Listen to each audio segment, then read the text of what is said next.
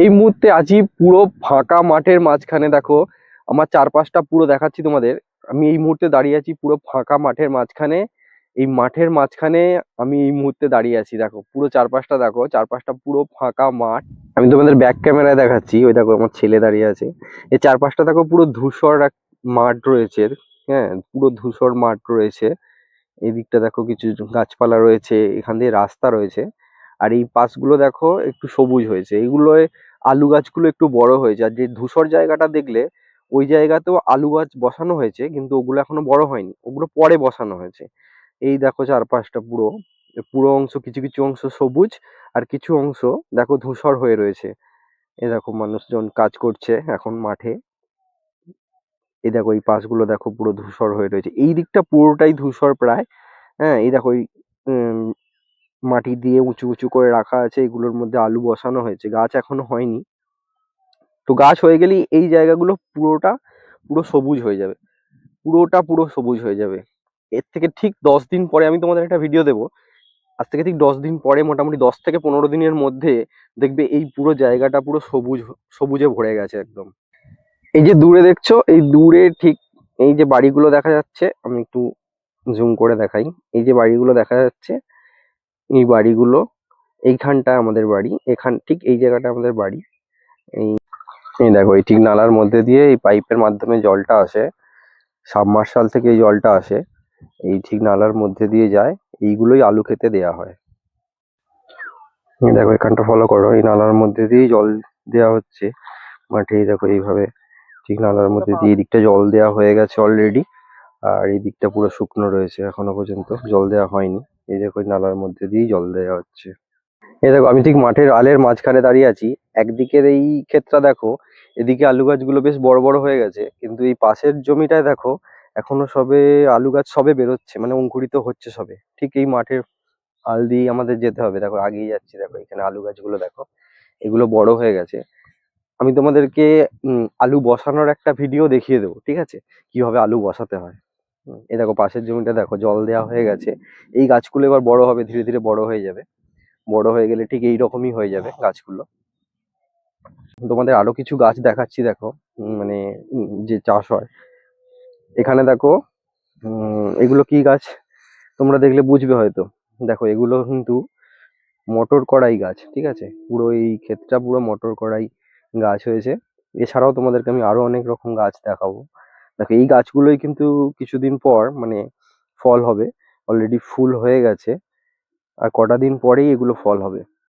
এই জায়গাটা ফলো করো, দেখো তোমরা কি সুন্দরভাবে আলু ক্ষেতের মধ্যে এই যে দুপাশ থেকে মাটি নিয়ে গাছের পাশটাকে উঁচু করে দেওয়া হয়েছে। এই ঠিক গাছের এই যে মাটি উঁচু হয়ে যে অংশটা হয়ে রয়েছে, এই অংশটার মধ্যেই আলুগুলো হয়, ঠিক আছে। কিভাবে আলুটা বসানো হয় সেটাও আমি তোমাদের দেখিয়ে দেবো, ঠিক আছে।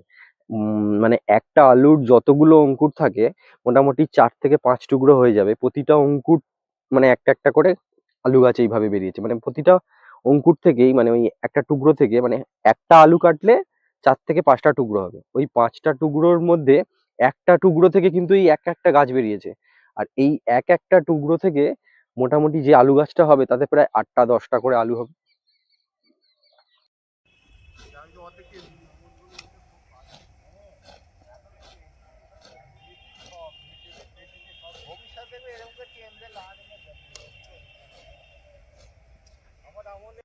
এখানে দেখো এই আলু চাষ ক্ষেতের মধ্যেই এই কপি গাছগুলো লাগানো হয়েছে। দেখো এগুলো বাঁধাকপির গাছ। হ্যাঁ, আলু গাছ বড় হওয়ার সাথে সাথে এই কপি গাছগুলো কিন্তু বেশ বড় হয়ে যাবে। এই দেখো এগুলো রয়েছে রসুন গাছ, রসুন গাছ। তার পাশে এগুলো কিন্তু কদিন আগেও খুব ছোট ছোট ছিল, দেখো কত বড় হয়ে গেছে। এই পাশে দেখো এগুলো রয়েছে তোমার কড়াই গাছ। এই দেখো পেঁয়াজ গাছগুলো কত বড় হয়ে গেছে, দেখো পেঁয়াজ গাছগুলো অলরেডি কত বড় হয়ে গেছে। ছোট ছোট ছিল, এই ছোট গাছগুলোর ভিডিও আমি তোমাদের দিয়ে দেবো, দেখবে পাশেই অ্যাড করে দেবো। এই পাশের গাছগুলো দেখো, এগুলো কড়াই গাছ। এখানটা দেখো এই যে মটর গাছ রয়েছে, দেখো এখানটা দেখো এই যে মটর কড়াইয়ের গাছগুলো দেখো, এগুলো কত ছোট ছিল কত বড় হয়ে গেছে। ছোট অবস্থায় রসুন গাছগুলো আর পেঁয়াজ গাছগুলো ঠিক এই রকম ছিল, এখন কত বড় হয়ে গেছে।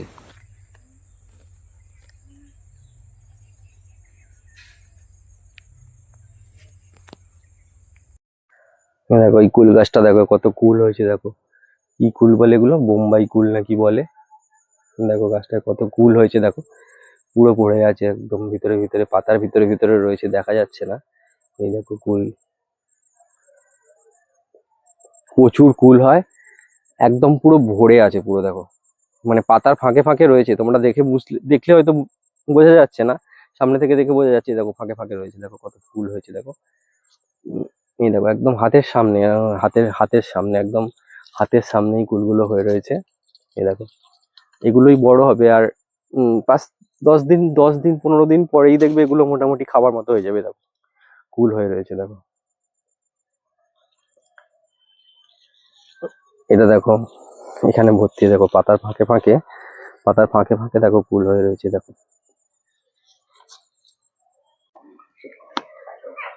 এগুলো দেখো, এগুলো মূলো গাছ, ঠিক আছে, এগুলো মূলো গাছ। এই মূলো গাছগুলোই মাত্র 4-5 দিন আগে একদম ছোট ছোট ছিল, দেখো কত বড় হয়ে গেছে।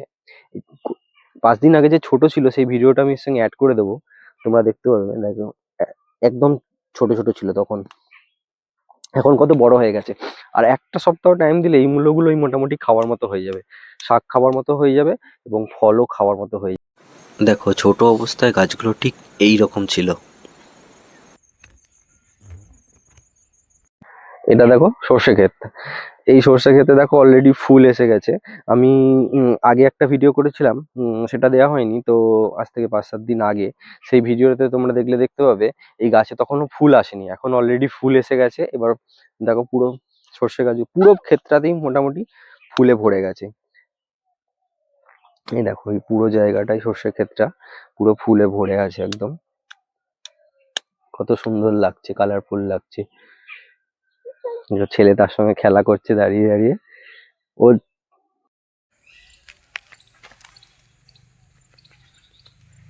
তোমাদের যেটা বলছিলাম, ছোট অবস্থায় দেখো এই সর্ষের ক্ষেতটা ঠিক এই রকমই ছিল। এত ছোট ছোট গাছ ছিল যেগুলো কত বড় হয়ে গেছে।